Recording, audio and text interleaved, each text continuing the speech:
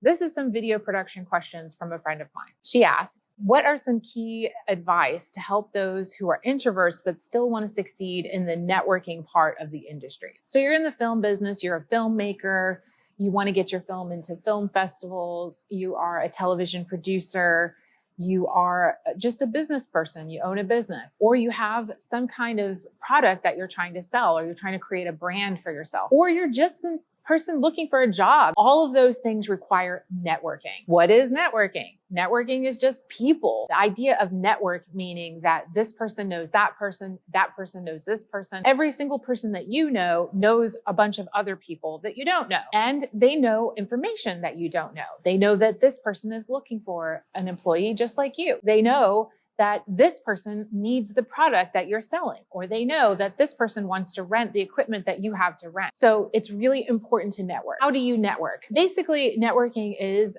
going up to people and meeting them and finding out what they do, just generally getting to know them. And in the process, letting them know what you do. Learn to listen to people, not with your ears, listen to the words that they're saying, but also listen to what they're trying to say underneath. Usually there's another message underneath. Everybody just wants to be understood. Everyone wants to be recognized. You do too.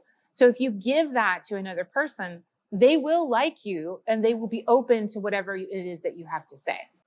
So in the time of COVID, I would recommend the phone. Nobody does that anymore, apparently, because no one answers the phone. Yes, the telephone, not the text, but the actual telephone where it goes ring, ring, and somebody picks up, because it's at least something a little closer to real human interaction than a text. Don't try to make it efficient. Relationships are not efficient. You're not going to be able to, get it done and get them off the phone. That's not going to work. Sometimes you'll be talking to someone and it will be at the very end that they'll be like, oh yeah, I remember this other person, they need X, Y, and Z. I wonder if you could help them. Boom, you just got a new client. That is how it works. So I don't know if you guys have ever heard this book. It's called How to Win Friends and Influence People by Dale Carnegie. It's old, really old, but it is a good one. Get it at the library, read it. It's worth your time. But here's what it says in general. Most people, all people, are really only concerned with themselves. They're the thing that excites them. So if you are talking about them, they will be excited and they will want to talk to you more. So always start your conversations out about the person. Try to honestly find out who they are, what they're about. First of all, if you're an introvert, that completely takes the pressure off of you. Now it's not you presenting yourself to them. It's you being a friendly person and honestly, empathetically caring about who they are. If you can give that listening time to someone, you're really going to succeed at getting them at least open to who you are. At some point, the conversation will turn and it will say, what about you? That's where you need to have your elevator speech ready. There are various kinds. Why they call it an elevator speech is that you're supposed to be able to give it on the elevator. Let's say you meet someone on an elevator and you're going down to the first floor and it's 5 floors, maybe, 30 seconds, 60 seconds, not very long at all. If you can convey yourself in a very short period of time, that's an elevator speech. Take the time to write it and practice it. Practice it on your friends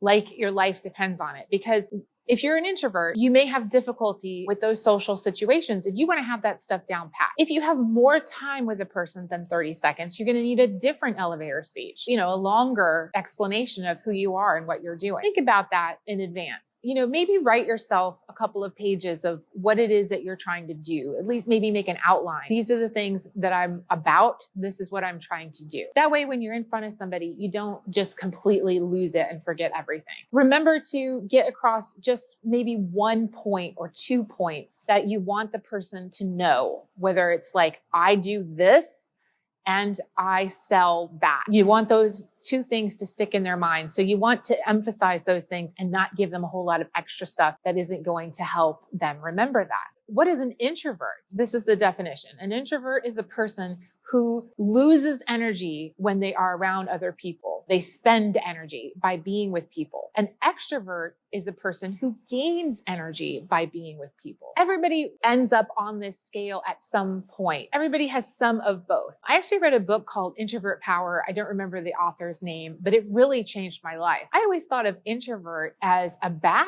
thing. There was something wrong with you if you were an introvert, but that's actually not true. There are introverts and there are extroverts. But if you were an introvert, you define yourself as a person who, when you're with other people, it takes energy from you. You can tell this because you're literally tired after you've hung out with somebody. As much as you love them, you need to get some time alone. That alone time is where you recharge. It doesn't mean anything other than that you need to know about it so that you can budget your time. And if you're an extrovert, well, this isn't for you. If you're an introvert and you need to network, this is what you need to do.